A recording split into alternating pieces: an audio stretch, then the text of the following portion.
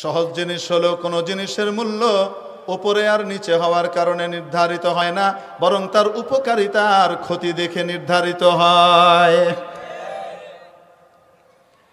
মাটির ভেতরে এমন গুণ আর যোগ্যতা রয়েছে, সামান্য একটা বিচি যদি, একটা বড়া যদি আপনি তার মধ্যে রাখতে পারেন, মাটি তার মধ্যে কারুকার্য চালিয়ে একটি গাছ, এবং সেই গাছ থেকে একটি বিশাল বাগান আপনাকে উপহার দেবে। অপরদিকে আগুনের যোগ্যতা হলো এই সাজানো গোছানো চমৎকার একটি তৈরি সৃষ্টি বাগানকে, সেই বাগানকে ধ্বংস করার জন্য একপাশে আগুন লাগিয়ে দিলেই কয়েক মিনিটের মধ্যে সব কিছু জ্বালিয়ে পুড়িয়ে ছারখার করে ভস্ম করে দেবে, ঠিক কিনা? তাহলে উপরে থাকলেই দামি আর নিচে থাকলেই কম দামি, এই কথা সত্য না মিথ্যা? বাহ্যিকভাবে তো মনে হয় কথা তো ঠিকই, ঠিক কি ঠিক না? উপরে থাকার কারণেই যদি কোনো জিনিসের দাম হতো, তাহলে শকুন পাখি টাকির ভিতরে সবচেয়ে উপরে থাকে।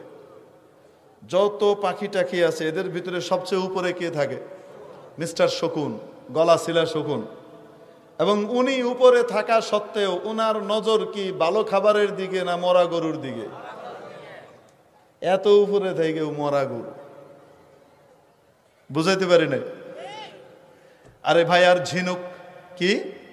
ঝিনুক দেখতে খরখরে, অত সুন্দরও না, থাকে নিচে, পানির তলে একদম নিচে থাকে, কিন্তু এই ঝিনুক এভাবে উপর দিকে এসে হাঁ করে তাকিয়ে থাকে আকাশের বৃষ্টি পাওয়ার জন্যে। নিচে থাকলেই অধম, উপরে থাকলেই উত্তম, এটা, এই যুক্তিটা কোনো সময় ঠিক হতে পারে না, ঠিক কি ঠিক না? খাতামুল ফুকাহা ওয়াল মুহাদ্দিসিন ইমামুল আসর আল্লামা আনওয়ার শাহ কাশ্মীরি রহমাতুল্লাহ আলাইহির সাথে এক খ্রিস্টান পাদ্রীর মোনাজারা হয়। কার সাথে? খ্রিস্টান পাদ্রীর সাথে। পাদ্রীও বিশাল পাদ্রী, আল্লামা আনোয়ার শাহ কাশ্মীরিও অনেক বড় আলিম, ফটোজেনিক মেমোরির অধিকারী ছিলেন। কোনো কিছু একবার দেখলে একবার শুনলে মুখস্থ হয়ে যেত। নিজেই বলেছেন, अगर किसी मजमून पर सरसरी तौर पर नजर पड़ गई है तो अल्हम्दुलिल्लाह बकायदे सफहात 15 साल तक याद रह जाता है। কোনো বিষয় যদি ভাষাভাবে পড়ে গেছি, দ্রুত গভীরভাবে পড়ে যায়নি, ওই রকম বিষয় আল্লাহর রহমতে 15 বছর পর্যন্ত পৃষ্ঠা নম্বর, লাইন নম্বর সহকারে মুখস্থ থাকে। এবং এটা শুধু মুখের কথা ছিল না, ক্লাসে যখন উনি পড়াতেন, পড়ানোর সময় যেই কিতাবের উদ্ধৃতি আসতো, রেফারেন্স বুকের যে উদ্ধৃতি দিতেন, সেই উদ্ধৃতি দেখে দেখে না মুখস্থ বলতেই থাকতেন। যখন বলতে থাকতেন তো পৃষ্ঠার পর পৃষ্ঠা বলে যাচ্ছেন, এরকম ছিল।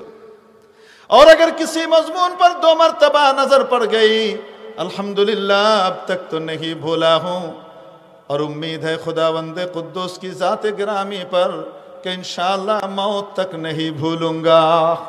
এত বড় আলিম ছিলেন হযরত আনোয়ার শাহ কাশ্মীরি রহমাতুল্লাহ আলাইহির সাথে মুনাজারা কার? খ্রিস্টান পাদ্রীর। পাদ্রীও ওই রকম পাদ্রী, বাপ রে বাপ, ইংল্যান্ডের সবচেয়ে সেরা পাদ্রী। হিন্দুস্তানকে খ্রিস্টান বানানোর দায়িত্ব দিয়ে তাকে পাঠানো হয়েছে। সে এখানে এসে প্রথমেই হিন্দি এবং উর্দু ভাষায় পাণ্ডিত্য অর্জন করেছে কঠিনভাবে, ভালো কবিও হয়ে গেছে উর্দুতে। এখন মুনাজারার ভিতরে বলছে সে, মাওলানা আনোয়ার শাহ কাশ্মীরি, আপনার ব্যাপারে শুনেছি আপনি জাদরেল আলেম এবং বড় ভাষাবিদও, অতএব আসেন আমার সাথে আপনার মুনাজারার বিতর্ক হবে কাব্যের ভাষায়। আমরা একে অপরকে কাব্য দিয়ে জবাব দেব, প্রশ্ন করব, জবাব দেব। হযরত কাশ্মীরি রহমতুল্লাহ আলাইহি বললেন, ওকে, ঠিক আছে। এখন ও বাচ্চা দলিল দেয়। দলিলটা কি বোঝার জন্য আগে বুঝে নেন। খ্রিস্টানদের দাবি হলো হযরত ঈসা আলাইহিস সালামকে শুলিতে চড়িয়ে হত্যা করা হয়েছে, নাউজুবিল্লাহ। আর আল্লাহ তাআলা বলেন কোরআনে কারিমে, মুসলমানরাও তাই বলে, ওয়ামা কাতালুহু ওয়ামা সালাবুহু, তারা না ঈসাকে হত্যা করতে পেরেছে, না হযরত ঈসাকে তারা শুলিতে চড়াতে পেরেছে, ওয়ালাকিন শুব্বিহা লাহুম, তাদেরকে একটি বিভ্রান্তির ভিতরে ফেলে দেওয়া হয়েছে, মতিভ্রম ঘটেছে। আসলে বার রাফাআহুল্লাহ, হযরত ঈসাকে আল্লাহ তাআলা আসমানে উঠিয়ে নিয়ে গেছেন। এখন খ্রিস্টান পাদ্রী বলে, আপনাদের কোরআন অনুযায়ী, আপনাদের বিশ্বাস অনুযায়ী হযরত ঈসা চতুর্থ আসমানে। কোথায়? এবং আপনাদের বিশ্বাস অনুযায়ী আপনাদের নবী নবী মুহাম্মদ সাল্লাল্লাহু আলাইহি ওয়াসাল্লাম মদিনায় কবরে। তাহলে নবীজি মাটির নিচে, ঈসা আলাইহিস সালাম আসমানের উপরে। বুঝে আসছে? শয়তানের যুক্তি দিবে সে। কার যুক্তি দিবে? বুঝে নিয়ে এখন সে কাব্যের ভাষায় বলে, ফলক পর হযরতে ঈসা মুহাম্মদ সর বসর নিচে, ফলক পর হযরতে ঈসা মুহাম্মদ সর বসর নিচে। আসমানের উপরে হযরত ঈসা আর মুহাম্মদ তো মাটির নিচে। এ কথা বলে শেষ করার সাথে সাথে এক মুহূর্ত দেরি করেন নাই আনোয়ার শাহ কাশ্মীরি।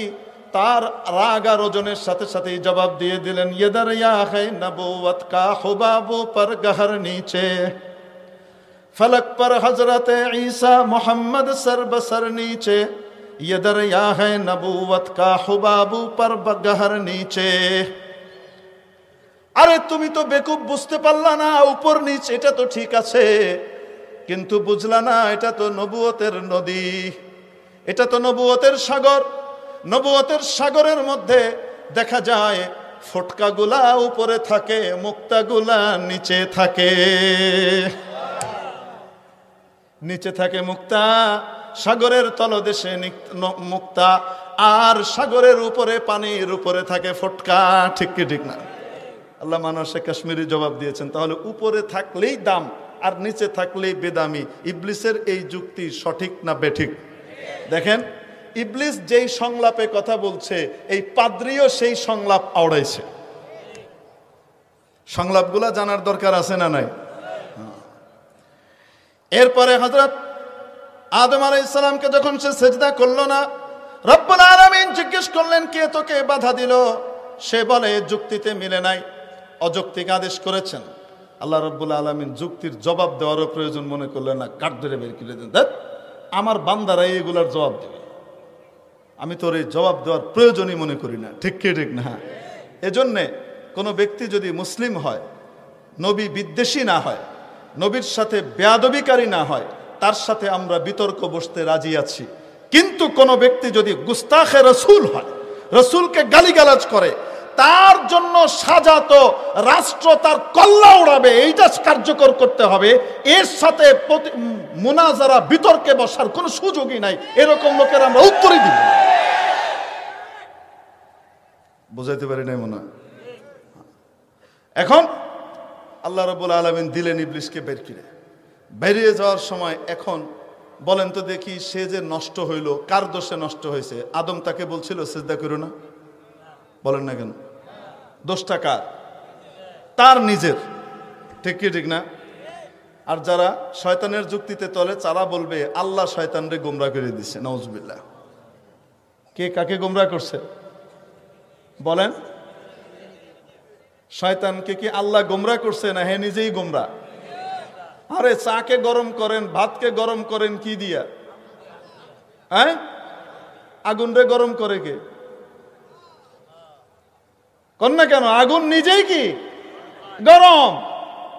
আগুন রে গরম করা লাগে না, সে নিজেই কি গরম। ঠিক তেমনি ভাবে শয়তানকে গোমরা করা লাগে নাই, শয়তান নিজেই গোমরা। আল্লাহ বলেছেন কানা মিনাল কাফিরিন, সরা মিনাল কাফিরিন বলেন নাই। সরা আর কানার ভিতরে পার্থক্য আছে। সরে মিয়াতে আমেলের আরবির শুরুতেই পড়ে নিলে ভালো করে বোঝা যাবে।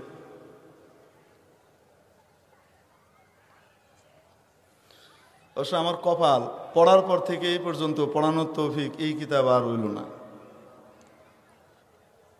কানা সরার পার্থক্য আছে না নাই? কানা যাইদুন আলিমান, সরা যাইদ, কানা যাইদুন জাহিলান, বরং সরা যাইদুন জাহিলান। কানা যাইদুন জাহিলান, সরা যাইদুন আলিমান। জাহিল থেকে এখন কি হয়েছে? আলেম হয়েছে। এক অবস্থা থেকে আরেক অবস্থায় গেলে এটারে কি কয়? সরা। আর যদি যেটা ছিল হেডাই যদি কয় তো তাহলে কানা। তো আল্লাহ তাআলা কি বলছেন? সরা মিনাল কাফিরিন না কানা মিনাল কাফিরিন? তো শয়তান এখনো কাফের, আগেও কাফের আছে। হে ইবাদত করছে, সে ইবাদত করছে, তার মন চাইছে তাই করছে, আসলে সে আমার ইবাদত করে নাই, তারটা করছে। এই জন্য সে ইবাদত কইরাও কাফের ছিল। এই কথা কার? মোল্লার না আল্লাহর? এখন সে যে গোমরা হয়েছে, এটা কি আদম গোমরা করছে? বলেন না কেন? তার মায়ের খাওয়ার কারণ, আল্লাহর কাছ থেকে সে যে দূরীভূত হয়েছে, এটার কারণ কি আদম না সে নিজে? শয়তানের একটা সিফত হলো এই, একটা বৈশিষ্ট্য হলো এই, সে নিজের দোষকে অন্যের কাঁধে চাপায় দিবে। নিজের দোষকে কার কাঁধে চাপাবে? আরেকজনের কাঁধে চাপিয়ে দেবে। সে কোনো সময় নিজের দোষ নিজের কাঁধে রাখবে না। এজন্য সে কি বলে জানেন? ফাবিমা আগওয়াইতানি, আপনি যার কারণে আমাকে গোমরাহ করলেন। দেখছেন কি কয়? আপনি যার কারণে আমাকে কি করলেন? গোমরাহ করলেন। তারপরে ওরে তো দূরের কথা, ওর পোলাপাইন্ডেও আমি শান্তিতে থাকতে দিতাম না, যেখানে যাবে ওখানেই পিটাবো। এই ঘোষণা মিস্টার শয়তানের। ওকে আমি শান্তিতে থাকতে দেব না। তো বলেন তো দিকে, আদম আলাইহিস সালাম কি তার কোনো ক্ষতি করছিল? হ্যাঁ, ঈসা আদমের ক্ষতি করছে। হ্যাঁ, আদম সন্তানের ক্ষতি করতেছে, কিন্তু দোষ চাপাইতেছে যে আদমের কারণে সে নষ্ট হয়েছে নাকি, তার নাকি কোনো সমস্যা নাই। একটা হলো বান্দরামি আর একটা হলো শয়তানি।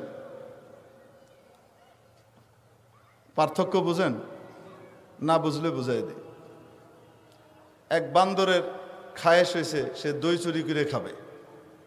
কি খাবে? তো দই খাওয়ার মানুষ এসে ঘুরতেছে, দেখে এক দইওয়ালা মাথায় হাঁড়িতে করে দই নিয়ে যায়। সে দইওয়ালার পিছন পিছন যাওয়া শুরু করছে। উদ্দেশ্য কি খাবে? বলেন না কেন? দই খাবে। এখন গিয়ে দইওয়ালার একটু পরে পেশাব লেগেছে। সে দইয়ের হাঁড়িটা রাস্তার পাশে নামিয়ে রেখে, আগে তো রাস্তা ছিল না, লাইল করেন না আপনারা, কি কন? আইল। এই লাইলের উপরে রেখে সে একটু দূরে গেছে মুতবে। বুঝতে পেরেছেন? পেশাব করার জন্য গেছে। যখন ওই বেচারা পেশাব করার জন্য ওখানে দূরে গেছে, তো তখন বান্দর মিয়া দই খেয়ে শেষ, এ খেয়ালিস। তো এটা ছিল বান্দরামি, আরেকজনের দই খেয়ে ফেলা। ঠিক কি ঠিক না? বান্দরামি করেছে। তো খাওয়া দাওয়ার পরে যে দই কিছু আরো লেগে রয়েছে আশপাশে হাঁড়িতে, চেটে পিটে এগুলাকে হাতে কাঁচায় মুছায় নিছে। নিয়া পাশে একটা ছাগল ঘাস খাইতেছিল, এক ছাগলের মুহে লাগাই দিছে। দই খাইলো কেডা? নাম হইল কার? এটা হইল শয়তানি। এটা কি? বান্দরামি আর শয়তানির পার্থক্য বুঝছেন? তো শয়তানির স্তর বান্দরামির চাইতে প্রমোশন পাবে বেশি। ঠিক কি ঠিক না? আপার গ্রেডের। ঠিক দেখবেন এই একই ক্যাটাগরির মানুষ দুনিয়াতে পাওয়া যাবে। হাত ভাঙলো কে? মামলা উঠলো কার নামে? হাত ভাঙলো কে আর দোষী হইল? বুঝাইছেনি? হাত ভাঙ্গা যদি থুয়ে দিত তাহলে কিছু হইতো না, কিন্তু হাত ভাঙ্গা দইটা লাগাই দিছে হুজুরের মুহে। বুঝেন নাই মনে হয়? আরে সহজ জিনিস বুঝেন না কেন? সব কওয়া যায় না, সব কওয়ার দরকারও নাই। হুজুর ভিডিও ফুটেজ, আরে ভিডিও ফুটেজে ইউকাযযিবুকুম। ভিডিও ফুটেজে আমরা দেখতে পাইতেছি বায়া বায়া বায়া বায়া দুইজন উঠতেছে। ঠিক কি ঠিক না? মোড়া না চিক্কুন? মুহে দাঁড়িয়ে আছে না খালি? নাই। ঠিক কি ঠিক না? 2 দিন পরে ধরা পড়লো তারা কি চিক্কুন না মোড়া? মুহে দাঁড়িয়ে আয়া পড়ছে। কন্যা কেরে? তাহলে ভিডিও ফুটেজে বলতেছে দই খাইছে বান্দরে, লাগাই দিছে আরেকজনের মুহে। বুঝেন না মনে হয়? ঘটনা ঘটলো 3 তারিখ, ভিডিও ফুটেজে তারিখ 5।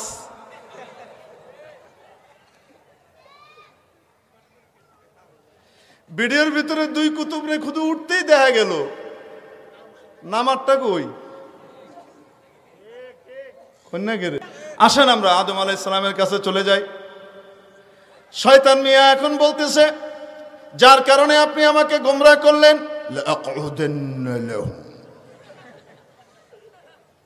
আমি ওদের লেগে বইয়া থাকবো রাস্তায় ওৎপাইতা। আপনার সিরাতাকাল মুস্তাকিম, আপনার যে সোজা রাস্তা আছে ওই রাস্তায় আমি বইয়া থাকবো, আমি দেখবো ওই রাস্তা দিয়ে ওরা যায় কেমনে, অগরে আমি ঘুরাইয়া জাহান্নামের রাস্তায় নিবই নিব। লাআকউদান্না লাহুম, অবশ্যই অবশ্যই আমি বসে থাকবো আপনার সোজা রাস্তায়। আর এরপরে কি করব জানেন? যদি আমারে ফাঁকি দিয়ে আমার কথা না শুনে জায়গা হুজুরগো কথা শুনে বেঁচে গেছে গা, ধরতে চাইছিলাম হুজুরগো কথা শুনে নবীর কথা শুনে বেঁচে গেছে গা, তো তাহলে আমি কিন্তু ছেড়ে দিব না। সুম্মা লাআতিয়ান্নাহুম মিন বাইনি আইদিহিম, আমি সামনে দিয়ে এসে হামলা করব, ওয়ামিন খালফিহিম, ওদের পেছন থেকে এসে হামলা করব, ওয়ান আইমানিহিম, তাদের ডান দিক থেকে এসে হামলা করব, ওয়ান শামাইলিহিম, ওদের বাম দিক থেকে আক্রমণ করব, সামনে পেছন ডান বাম চতুর্দিক থেকে আমি হামলা করেই যাব, ওদেরকে আমি জাহান্নামের পথে নেবই নেব। এই ঘোষণা কার? কার? শয়তানের। ঠিক তেমনি ভাবে বেশি কথা বলবেন, সাবধান, চুপ করে থাকবেন, ঘরে বসে থাকবেন, বাইরে এলে টেঙ্গি বেঙ্গে দিন। মিলে? আরে মিলে না? মিলে না? তারপর চলেন, আদম আলাইহিস সালাম দুনিয়াতে চলে আসলেন। সুবহানাল্লাহ বলবেন না? আসার পরে এবার আদম আলাইহিস সালামের বাচ্চা কাচ্চা না হইলে আমরা হইতাম নি? বলেন না কেন? ওনার যে বাচ্চাগুলা হইতেছে এই বাচ্চাগুলা সব আপন ভাই বোন, ঠিক কিনা? আপন ভাই বোনের মধ্যে বিয়ে করা হালাল না হারাম? তো তাহলে বিয়ে হইব কেমনে, আমরা বাইরবো কেমনে? বুঝেন নি? বুঝেন নাই? আল্লাহ তাআলা একটা নিয়ম করে দিলেন। কি নিয়ম? সিস্টেম করলেন।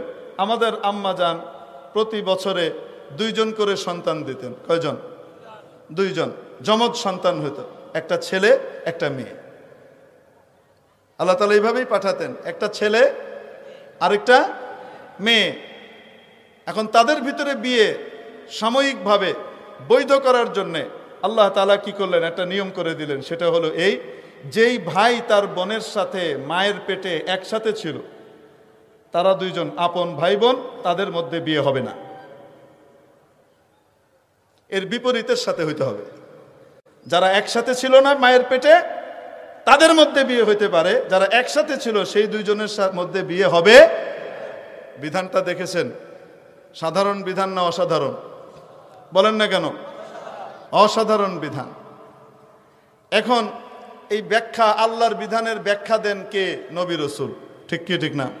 আদম আলাইহিস সালাম ব্যাখ্যা দিলেন। এখন আদম আলাইহিস সালামের 2 ছেলে হলো, এক ছেলের নাম হাবিল, আরেক ছেলের নাম কাবিল। হাবিলের সাথে যেই বোন হলো সে তুলনামূলক কম সুন্দরী, আর কাবিলের সাথে যেই মেয়ে হলো, কাবিলের বোন, সে হলো অনিন্দ সুন্দরী। এখন বলেন, কাবিল তার সহোদরা বোনকে বিয়ে করতে পারবে? বলেন না কেন? পারবে? পারবে না। কাবিল কয় না, আমি ওরে বিয়ে করব। আদম আলাইহিস সালাম বলেন, আরে পাগল কোথাকার, এটা তো হারাম। তোমার সাথে যে হয়েছে তাকে বিয়ে করবে হাবিল, আর তুমি হাবিলের সাথে যে হয়েছে তাকে বিয়ে করবা। আমি মানি না। এই ব্যাখ্যা আপনার, এগুলো আল্লাহ বলেন। আমি কি আল্লাহকে কম মানি নাকি? আমি কি আল্লাহকে কম মানি নাকি? এই সমস্ত ব্যাখ্যা কার? আপনার। আপনি হাবিলরে বেশি পছন্দ করেন, আমারে দেখতে পারেন না, এই জন্য এখন আপনি হাবিলের লগে সুন্দরীটা বিয়ে করার ব্যবস্থা করে দিচ্ছেন। আপনি একটা আইন ঘুরাই এনে দিচ্ছেন। আরে বুঝছেন নি? এটা যখন বলতেছে, আদম আলাইহিস সালাম দেখে খাইছে রে, এটা তো পাগলামি মার্কা কথাবার্তা কইতেছে, এটারে কেমনি ঠিক করা যায়? দেখবেন বর্তমান আমলেও যারা আসলে আল্লাহকে অস্বীকার করে, তারা কোনো সময় বলে না যে আমি আল্লাহকে মানি না, কোরআনকে মানি না, বরং তারা দেখায় আল্লাহকে, রসুলকে, কোরআনকে তারা সবচেয়ে বেশি মানে। তারা সঠিক ইসলাম মানে। ইসলাম মানে শান্তি, শান্তির ধর্ম তারা মানে। তারা কোনো রকমের মিছিল মিটিংয়ে যাইতে রাজি নেই। বুঝেন কি বুঝেন না? এই টাইপের কথাবার্তা তারা বলবে। তবে আমি আল্লাহকে মানি, কিন্তু হুজুররা যে ব্যাখ্যা দেয় কোরআনের সেটা মানি না। হুজুররা কোরআন কি বোঝে? হুজুররা কি কোরআন বোঝে? হুজুর তো মাদ্রাসায় গেছে পিঠা খাইতে খাইতে। আর আমি পিঠা না খাইয়ে বাড়ির ভিতরে বসে আলিফ বা তাসা জিম হা খা পেড়ে ফেলছি, তাই না? হুজুররা কি বুঝে? এগুলো বুঝবুদ্ধির লোকের কথা না। যখন বলছে তখন মনে হয় আকল জাগা মতো ছিল না, ঠিক কি ঠিক না? আল্লাহ সহি বুঝ দেখ বলেন আমিন। এই লোকটা এমনি ভালো, কিন্তু ওই সময় মাথা ঠিক ছিল না। তো যাই হোক, তো বলতেছে এই ব্যাখ্যা আপনার, এটা আমি মানি না। হযরত আদম আলাইহিস সালাম বললেন এই ব্যাখ্যাই সহি, তুমি উল্টাপাল্টা বললে তো হবে না। না, আমি এগুলা মানি না। আদম আলাইহিস সালাম একটা কৌশল করলেন, বললেন ঠিক আছে, কার ব্যাখ্যা ঠিক, হাবিলেরটা না তোমারটা, এটা নির্ণয় করার জন্য একটা পরীক্ষা হোক। পরীক্ষা কি? তোমরা দুইজন পাহাড়ের উপরে গিয়ে কোরবানি দাও। ওই যুগের নিয়ম ছিল, যার কোরবানি কবুল হতো আসমান থেকে আগুন এসে তার কোরবানিটাকে নিয়ে যেত। আরে বুঝেন নাই? ওই যুগে আল্লাহ তাআলার নিয়ম ছিল, যার কোরবানি কবুল হতো আসমান থেকে আগুন আসতো, এসে ওই কোরবানিকে কি করত? নিয়ে যেত। তো যারটা নিয়ে যাবে সে ঠিক। হযরত আদম আলাইহিস সালাম তো জানেনি কাবিলেরটা নেওয়া হবে না। এখন দুইজন কোরবানি দিয়েছে। কোরবানি দেওয়ার পরে আসমান থেকে আগুন আসলো, হাবিলের কোরবানি নিয়ে গেল, যে আদম আলাইহিস সালামের ব্যাখ্যা মানে, তার কোরবানি নিয়ে গেল। কাবিলের কোরবানি আসমানের আগুন নিল না। তাহলে কাবিল যে উল্টা পথে আছে এটা প্রকাশ হয়েছে কি হয় নাই? হওয়ার পরেও কাবিল এখন মানতে রাজি না। কাবিল কয়, তোর কারণে আমি ওরে বিয়ে করতে পারতেছি না, অতএব আমার কোরবানি কেন কবুল হইল না, এটার জন্য তুই দায়ী। লাখ তোলার না, আমি তোকে মেরে ফেলবো। আমি তোকে কি করব? মেরে ফেলবো। কে বলতেছে? কাবিল বলতেছে। হযরত হাবিল বলেন, পাগল কোথাকার, তোর কোরবানি কবুল হয় নাই কেন? এটার দোষ কি আমার নাকি? আমারটা কেন হইলো? আমি আল্লাহকে ভয় করি, আল্লাহকে ভালোবাসি, আল্লাহ যা বলেন তাই মানতে চাই, আর আল্লাহ তাকওয়াওয়ালাদের কোরবানি কবুল করেন। ইন্নামা ইয়াতাকাব্বালুল্লাহু মিনাল মুত্তাকিন, যেই তাকওয়া অবলম্বন করবে আল্লাহ তাআলা তার কোরবানি নেবেন। অতএব তুমিও নিজেকে শুধরাও, শুধরিয়ে তুমিও আল্লাহকে ভয় করো, আল্লাহর কথা মানো, নবীর কথা মানো, তাহলে তুমিও কি হবা? সফল হবা, তোমার কোরবানিও আল্লাহ কবুল করবেন। হেকে আমি এত কিছু বুঝি না, আমি তোকে মারবই। হযরত হাবিল রাদিয়াল্লাহু তাআলা আনহু বলতেছেন, যদি তুমি আমাকে মারতে চাও, আমার দায়িত্ব ছিল তোমাকে বোঝানো। তুমি আমাকে মারার জন্য হাত বাড়াইলেও আমি তোমাকে মারার জন্য হাত বাড়াবো না। আমার দায়িত্ব ছিল তোমাকে সঠিক কথা বলে দেওয়া। মানা না মানানো এটা আমার দায়িত্ব না। লাস্তা আলাইহিম বিমুসাইতির, আমি দারোগা না যে তোমার পিটাই পিটাই মানাবো। আমার দায়িত্ব ছিল বুঝাই দেওয়া, আমি বুঝাই দিছি। তুমি আমাকে মারতে চাইলেও, হাত বাড়াইলেও আমি হাত বাড়াবো না। বুঝাইতে পারছি? এই কথা হাবিল বলে দিলেন। এখন আসেন, হাবিল ছিলেন আল্লাহর দলের, ঠিক কি ঠিক না? কাবিল কার দলে? শয়তানের দলে। এবার সংলাপ মিলান, লাখ তুলান না, আমি তোকে মেরে ফেলবো, ঘাড় মটকে দেব। মিলে? খবরদার, হাত ভেঙ্গে ভিতরে ঢুকাই দিব। মিলে? টাইকা রে, কি যে করছিস তুই, তোর খবর নাই। তুই যে কোন ভীমরুলের চাকে ঢিল মারছস, তোর খবর নাই।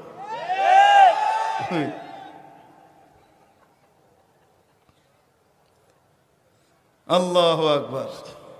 আল্লাহ হেদায়েত নসিব করেন বলে আমিন। মিলে কি মিলে না? আলেমরা বলেন, ওদিকে কিছু হলুদ সাংবাদিক আছে না নাই? কিছু ভালো আছে, কিছু শয়তানও আছে। শয়তানগুলা কি চাইতেছে? সরকার আর মাওলানা সাহেবরা মারামারি কেন করে না? সরকার কেন এখনো মাওলানা সাহেবদের কি পিটাচ্ছে না? আমরা হাতটা ভেঙে দিলাম, কলজায় আঘাত দিলাম, তারপরেও দই লাগাই দিলাম হুজুর গো গায়ে, তারপরেও সরকার হুজুর করে পিটায় না। ব্যাপারটা কি? আরে বুঝে আসছে না? আসে নাই?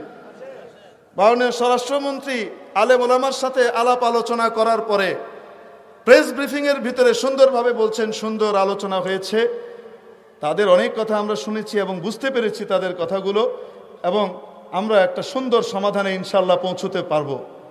এরা যখন দেখে খাইছে রে, এরা কি কইতেছে, তার মানে কি আপনারা নতজানু হয়ে গেছেন, আপনারা তাদের কাছে নথি স্বীকার করেছেন মাননীয় মন্ত্রী, এটাই তো বলতে চান, মানে আপনারা আর করবেন না।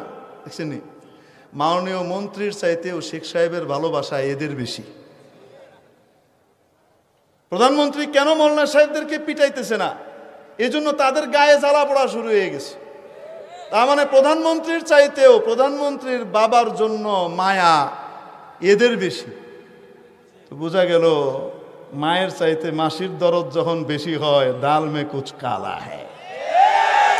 এরা হলো ওই শক্তি যারা বঙ্গবন্ধুকে এদেশে 5টা বছর আরামে থাকতে দেয় নাই, গোটা দেশটাকে জালুত করে অগ্নিগর্ভে পরিণত করেছিল, ঠিক কি ঠিক না? এরা ওই শক্তি যারা নাকি আজকে ভুল পাল্টিয়ে আপনার দলে আর ওর দলে এদিক ওদিক যোগদান করে পিঠ বাঁচাচ্ছে, যারা ওই সময় বলেছিল শেখ সাহেবের চামড়া দিয়ে ডুগডুগি বাজাবে, ঠিক কি ঠিক না? এরা ওই শক্তি যারা নাকি শেখ সাহেবের হত্যার ইন্তেকালের পরে ট্যাঙ্কের উপরে উঠে নাচানাচি করেছিল, ঠিক কি ঠিক না? অতএব এদেশের ইসলামের শত্রু, দেশের শত্রু, জনগণের শত্রু আওয়ামী লীগও না, বিএনপিও না, জাতীয় পার্টি না, এদেশের দেশ স্বাধীনতা সার্বভৌমত্বের শত্রু হলো পরজীবী বাম রাম পন্থীরা।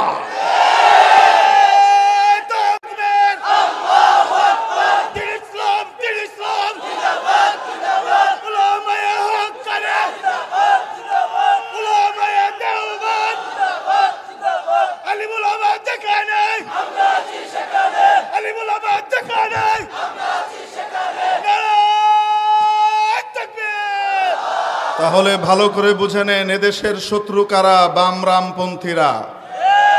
কারা? মুখস্থ করে নেবেন। এই শক্তি 2 দলের ভিতরেই ঢুকেছে, মনে করেন না যে এক দলে আছে। যেগুলা ঢুকতে পারে নাই সেগুলা বাইরে কোনো মতে চামড়া বাঁচাইয়া চলতেছে। আরেক দলে ঢুকে নাই। বুড়া ডেন্ডুরা কি কয়? আলেম ওলামারে নসিহত করে, হুজুরদের কেটে সংশোধন করা দরকার। কবরে গেছে গা এক ঠ্যাং, আরেক ঠ্যাং বাইরে, কোন সময় টান মারে আজরাইল আলাইহিস সালাম ঠিক নাই, আবল তাবল বকে। এরা চায় দেশ অস্থিতিশীল হোক, এদেশে ইসলাম নিপাত যাক। এরা এই জিনিসের এজেন্ডা বাস্তবায়নের জন্য এদেশের ভিতরে কাজ করে যাচ্ছে। আমি মনে হয় বুঝাতে পারি নাই আপনাদেরকে। তাহলে এদেশের শত্রু কারা চিনতে পেরেছেন? আরো আসতে বলেন, চিনতে পেরেছেন? গায়ে কিন্তু আগুন লাগতেছে। আমার উপরে যে খেপা খেপবো চিন্তা করেন না।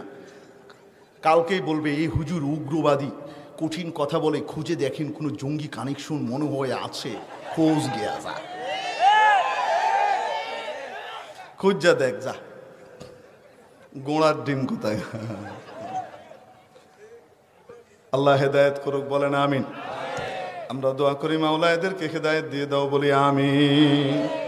অনেক চেষ্টা করছে মাননীয় স্বরাষ্ট্রমন্ত্রীকে হুজুরদের বিরুদ্ধে বক্তব্য দেওয়ানোর জন্য ব্যবস্থা করতে।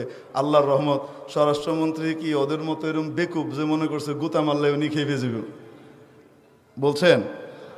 পারে নাই, খুব গায়ে জ্বালা, লাফালাফি করছে। এখনো খুব চেষ্টা করে যাচ্ছে কোনো মতে হুজুরদের সাথে লাগানো যায় কিনা। আর হুজুরদের ভাষা কি খেয়াল করে দেখেন, হুজুরদের ভাষা কি?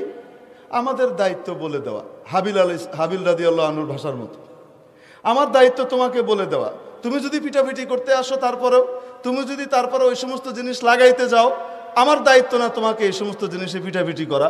অতএব আমরা হাত বাড়াবো না, তোমরা লাগাও। মামুনুল হক সাহেব তো এই কথাটাই কইছে, কি সমস্যা করছে? আমাকে পরশুদিন একজন বলতেছে, তার মানে কি মামুনুল হক সাহেবরা কি পিছু টান দিলেন নাকি? আমি বললাম কি পিছু টান দিছে? ওই জন্যই বলছেন এখন যে আপনারা লাগাইলে লাগান, আমরা কিছু বলতে যাব না, আমাদের দায়িত্ব ছিল পৌঁছায় দেওয়া। তো আমি বললাম তো কি ভুলটা কি কইছে? তো হাবিলের মতো কথা কইছে, সমস্যাটা কি করছে? বলে না, তারপরে হের গা জ্বলতেছে, হুজুররা কেন ময়দানে নেমে পিটাপিটি করতেছে না আর 2 দলে লাগতেছে না, দেশ কেন অস্থিতিশীল হচ্ছে না? কারণ কি? হুজুররা যদি নেমে যায়, হুজুররা সহনশীলতার পরিচয় দিচ্ছেন।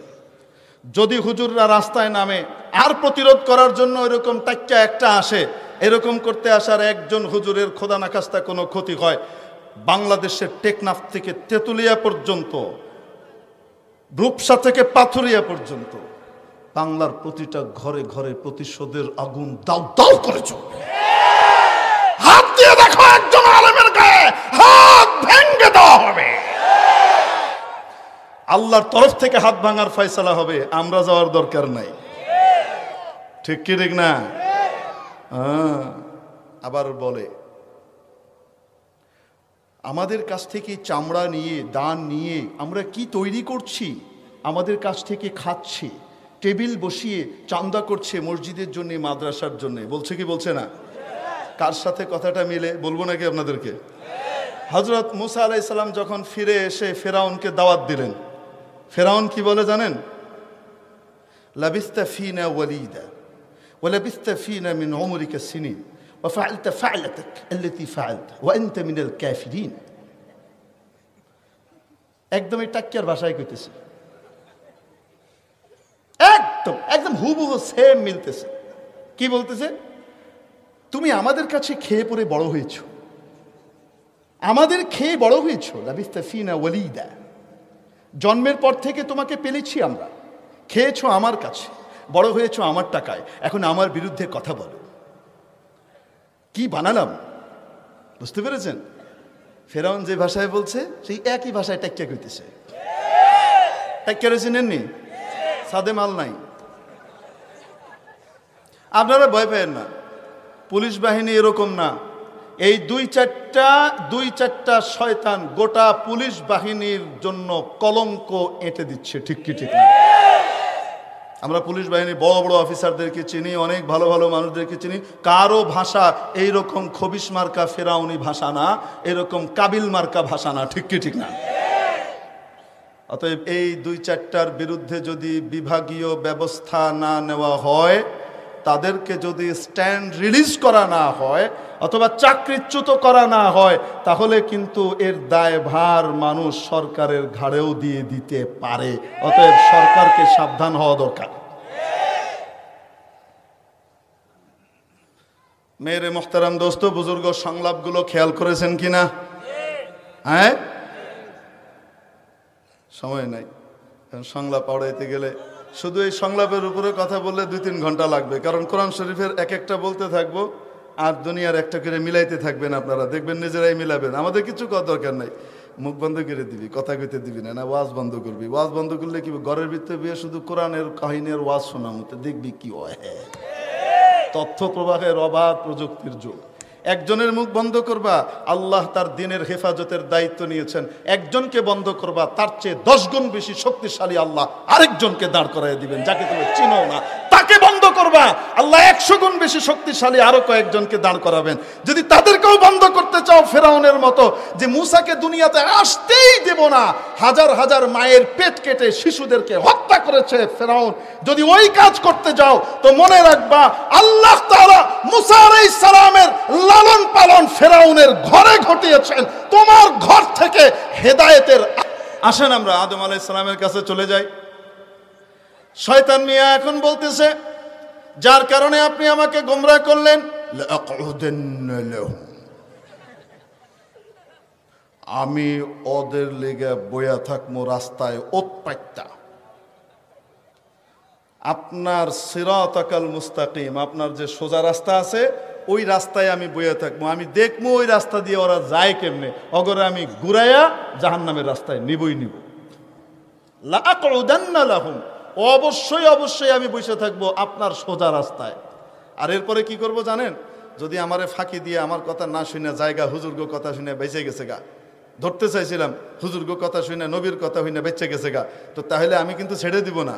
থুম্মা লাআতিয়ান্নাহুম মিন বাইনি আইদিহিম, আমি সামনে দিয়ে এসে হামলা করব। ওয়ামিন খালফিহিম, ওদের পেছন থেকে এসে হামলা করব। ওয়ান আইমানিহিম, তাদের ডান দিক থেকে এসে হামলা করব। ওয়ান শামাইলিহিম, ওদের বাম দিক থেকে আক্রমণ করব। সামনে পেছন ডান বাম চতুর্দিক থেকে আমি হামলা করেই যাব, ওদেরকে আমি জাহান্নামের পথে নেবই নেব। এই ঘোষণা কার? কার? শয়তানের। ঠিক তেমনি ভাবে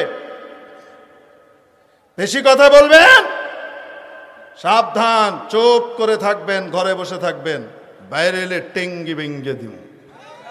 মিলে আরে মিলে না, মিলে না। তারপর চলেন, আদম আলাইহিস সালাম দুনিয়াতে চলে আসলেন। সুবহানাল্লাহ বলবেন না?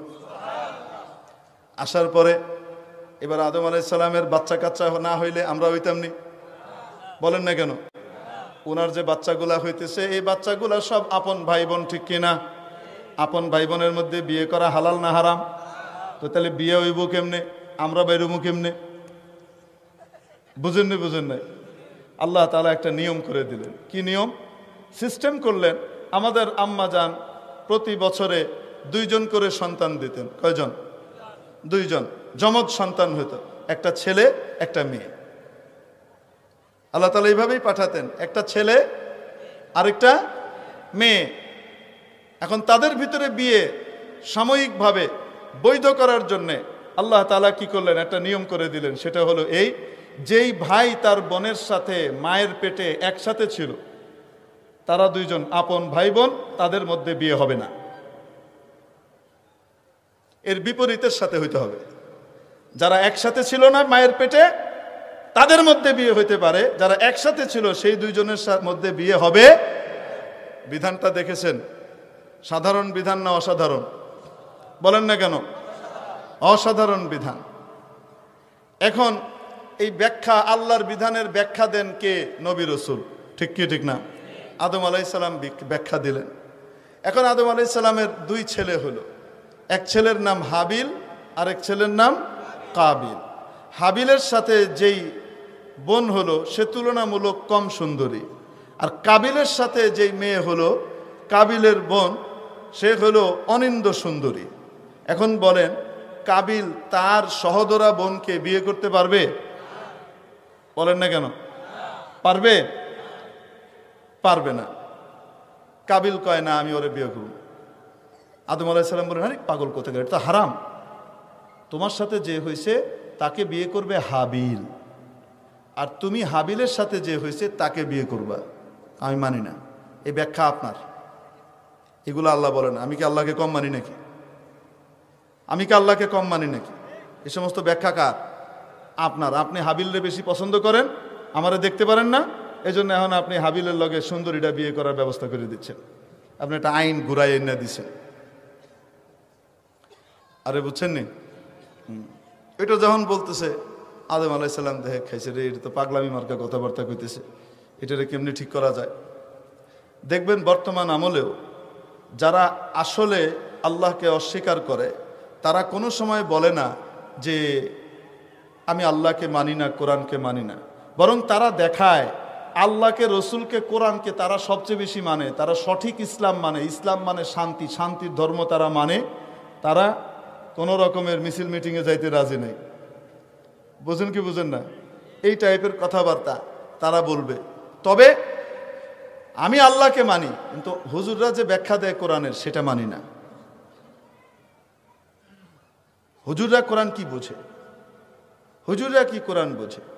হুজুর তো মাদ্রাসায় গেছে পিঠা খাইতে খাইতে, আর আমি পিঠা না খাইয়ে বাড়ির ভিতরে বসে আলিফ বাতাসা জিম হা খা পড়ে ফেলছি, তাই না? হুজুররা কি বুঝে? এগুলো বুঝবুদ্ধির লোকের কথা না। যখন বলছে তখন মনে হয় আকল জাগা মতো ছিল না। ঠিক কি ঠিক না? আল্লাহ সহি বুঝ দেখ, বলেন আমিন।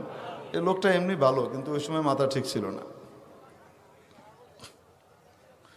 তো যাই হোক, তো বলতেছে এই ব্যাখ্যা আপনার, এটা আমি মানি না। হযরত আদম আলাইহিস সালাম বললেন, এই ব্যাখ্যাই সহি, তুমি উল্টাপাল্টা বললে তো হবে না। না, আমি এগুলা মানি না। আদম আলাইহিস সালাম একটা কৌশল করলেন।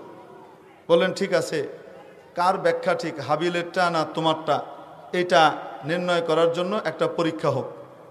পরীক্ষা কি? তোমরা 2 জন পাহাড়ের উপরে গিয়ে কোরবানি দাও।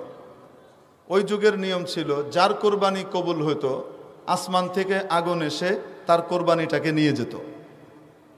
আরে বুঝেন নাই? ওই যুগে আল্লাহ তাআলার নিয়ম ছিল, যার কোরবানি কবুল হতো আসমান থেকে আগুন আসতো, এসে ওই কোরবানিকে কি করত? নিয়ে যেত।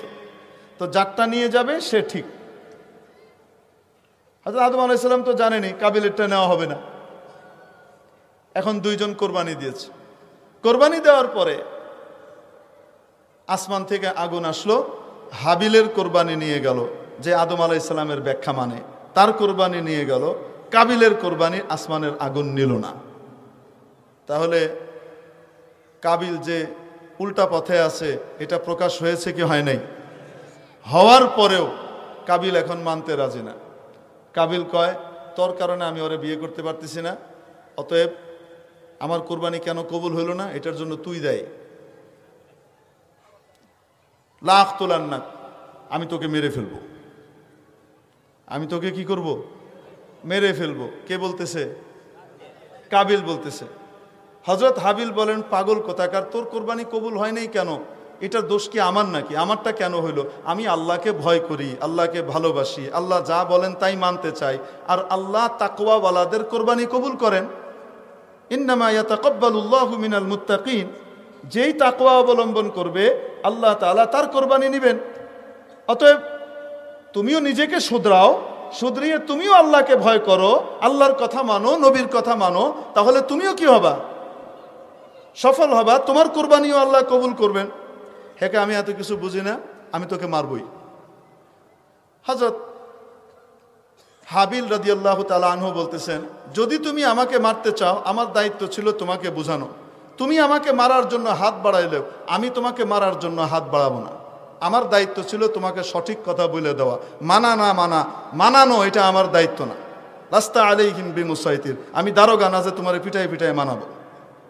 আমার দায়িত্ব ছিল বুঝাই দেওয়া, আমি বুঝাই দিছি। তুমি আমাকে মারতে চাইলেও, হাত বাড়াইলেও আমি হাত বাড়াবো না। বুঝাইতে পারছি? এই কথা হাবিল বলে দিলেন। এখন আসেন, হাবিল ছিলেন আল্লাহর দলের, ঠিক কি ঠিক না? কাবিল কার দলে? শয়তানের দলে। এবার সংলাপ মিলান, লাখ তুলান না, আমি তোকে মেরে ফেলবো, ঘাড় মটকে দেব। মিলে? খবরদার, হাত ভেঙ্গে ভিতরে ঢুকাই দিব। মিলে? টাইকা রে, কি যে করছিস তুই, তোর খবর নাই। তুই যে কোন ভীমরুলের চাকে ঢিল মারছস, তোর খবর নাই।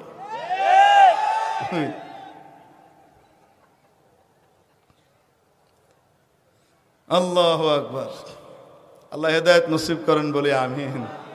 মিলে কি মিলে না? আলেমরা বলেন, ওদিকে কিছু হলুদ সাংবাদিক আছে না নাই? কিছু ভালো আছে, কিছু শয়তানও আছে। শয়তানগুলা কি চাইতেছে? সরকার আর মাওলানা সাহেবরা মারামারি কেন করে না? সরকার কেন এখনো মাওলানা সাহেবদেরকে পিটাচ্ছে না? আমরা হাতটা ভেঙে দিলাম, কলজায় আঘাত দিলাম, তারপরেও দই লাগাই দিলাম হুজুর গো গায়ে, তারপরেও সরকার হুজুর করে পিটায় না। ব্যাপারটা কি? আরে বুঝে আসছে না? আসে নাই?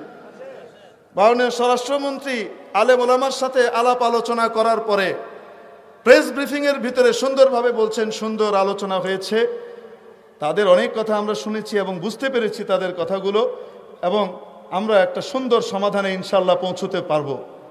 এরা যখন দেখে খাইছে রে, এরা কি কইতেছে, তার মানে কি আমরা আপনারা নতজানু হয়ে গেছেন, আপনারা তাদের কাছে নতি স্বীকার করেছেন মাননীয় মন্ত্রী, এটাই তো বলতে চান, মানে আপনারা আর করবেন না। দেখছেন নি, মাননীয় মন্ত্রীর চাইতেও শেখ সাহেবের ভালোবাসা এদের বেশি। প্রধানমন্ত্রী কেন মাওলানা সাহেবদেরকে পিটাইতেছে না? এজন্য তাদের গায়ে জ্বালা পড়া শুরু হয়ে গেছে। তার মানে প্রধানমন্ত্রীর চাইতেও প্রধানমন্ত্রীর বাবার জন্য মায়া এদের বেশি। তো বোঝা গেল, মায়ের চাইতে মাসির দরদ যখন বেশি হয়, ডাল মে কুছ কালা হ্যায়। এরা হলো ওই শক্তি যারা বঙ্গবন্ধুকে এদেশে 5টা বছর আরামে থাকতে দেয় নাই, গোটা দেশটাকে জালুত জালুত জালুত জালুত করে অগ্নিগর্ভে পরিণত করেছিল, ঠিক কি ঠিক না? এরা ওই শক্তি যারা নাকি আজকে ভুল পাল্টিয়ে আপনার দলে আর ওর দলে এদিক ওদিক যোগদান করে পিঠ বাঁচাচ্ছে, যারা ওই সময় বলেছিল শেখ সাহেবের চামড়া দিয়ে ডুগডুগি বাজাবে, ঠিক কি ঠিক না? এরা ওই শক্তি যারা নাকি শেখ সাহেবের হত্যার ইন্তেকালের পরে ট্যাঙ্কের উপরে উঠে নাচানাচি করেছিল, ঠিক কি ঠিক না? অতএব এদেশের ইসলামের শত্রু, দেশের শত্রু, জনগণের শত্রু আওয়ামী লীগও না, বিএনপিও না, জাতীয় পার্টি না, এদেশের দেশ স্বাধীনতা সার্বভৌমত্বের শত্রু হলো পরজীবী বাম রাম পন্থীরা।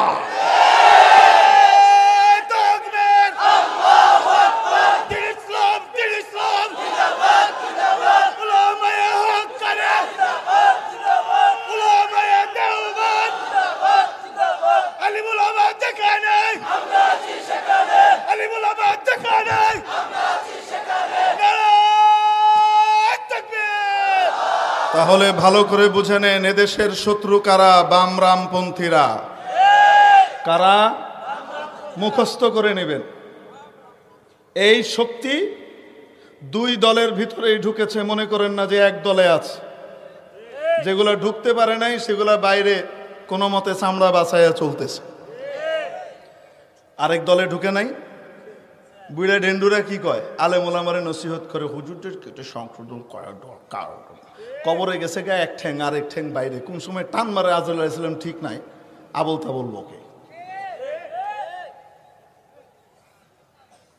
এরা চায় দেশ অস্থিতিশীল হোক, এদেশে ইসলাম নিপাত যাক। এরা এই জিনিসের এজেন্ডা বাস্তবায়নের জন্য এদেশের ভিতরে কাজ করে যাচ্ছে। আমি মনে হয় বোঝাতে পারি নাই আপনাদেরকে। তাহলে এদেশের শত্রু কারা চিনতে পেরেছেন? আরো আসতে বলেন, চিনতে পেরেছেন? গায়ে কিন্তু আগুন লাগতেছে। আমার উপরে যে খেপা খেপবো চিন্তা করেন না। কালকেই বলবে এই হুজুর উগ্রবাদী, কঠিন কথা বলে, খুঁজে দেখেন কোনো জঙ্গি কানেকশন মনে হয় আছে, খোঁজ গিয়া যা, খুঁজ যা দেখ যা, গোড়ার ডিম কোথায়। আল্লাহ হেদায়েত করুক, বলেন আমিন। আমরা দোয়া করি মাওলা এদেরকে হেদায়েত দিয়ে দাও, বলি আমিন। অনেক চেষ্টা করছে মাননীয় স্বরাষ্ট্রমন্ত্রীকে হুজুরদের বিরুদ্ধে বক্তব্য দেওয়ানোর জন্য ব্যবস্থা করতে।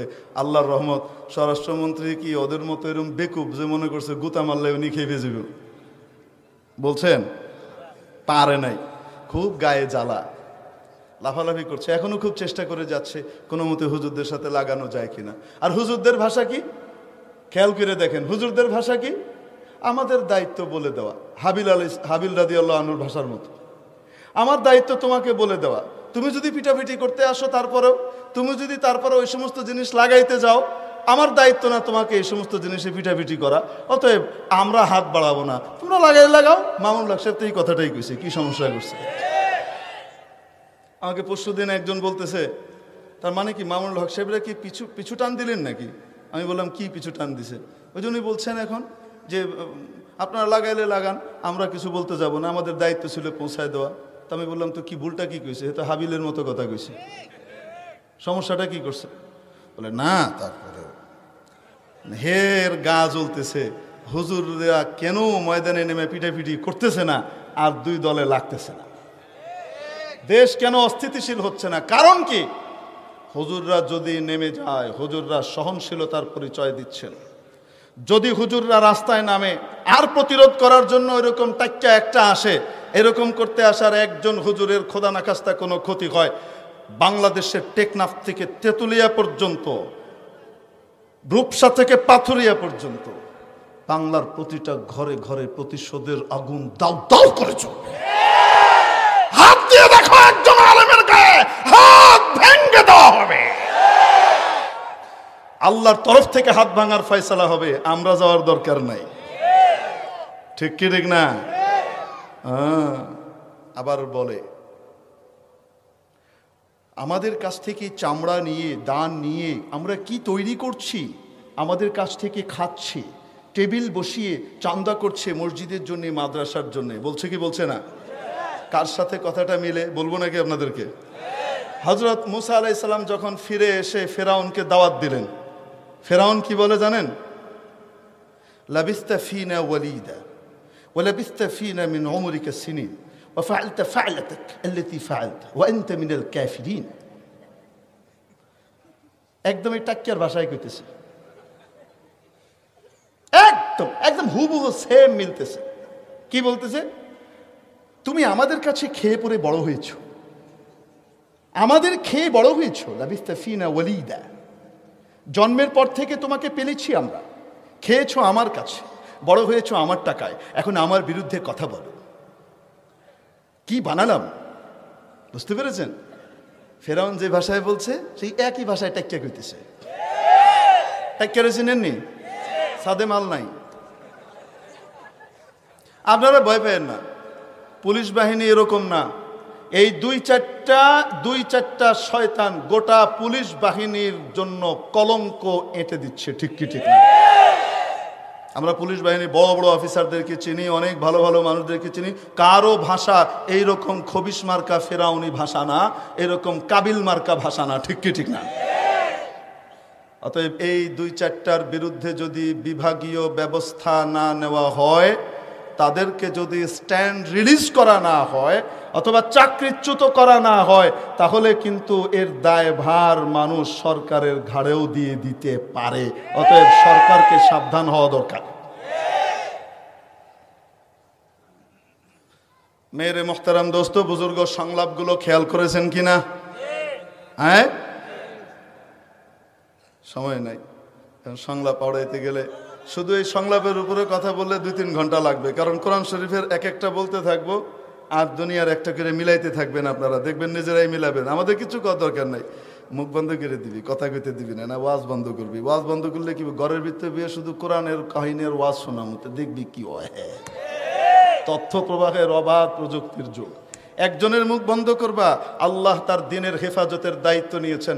একজনকে বন্ধ করবা, তার চেয়ে 10 গুণ বেশি শক্তিশালী আল্লাহ আরেকজনকে দাঁড় করাই দিবেন, যাকে তুমি চিনো না। তাকে বন্ধ করবা, আল্লাহ 100 গুণ বেশি শক্তিশালী আরো কয়েকজনকে দাঁড় করাবেন।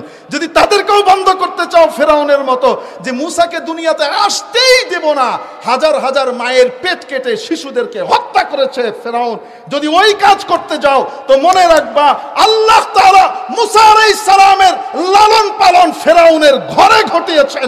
তোমার ঘর থেকে হেদায়েতের আলোকবর্তিকা তৈরি হবে, দেখবা। কার বিরোধিতা করবা?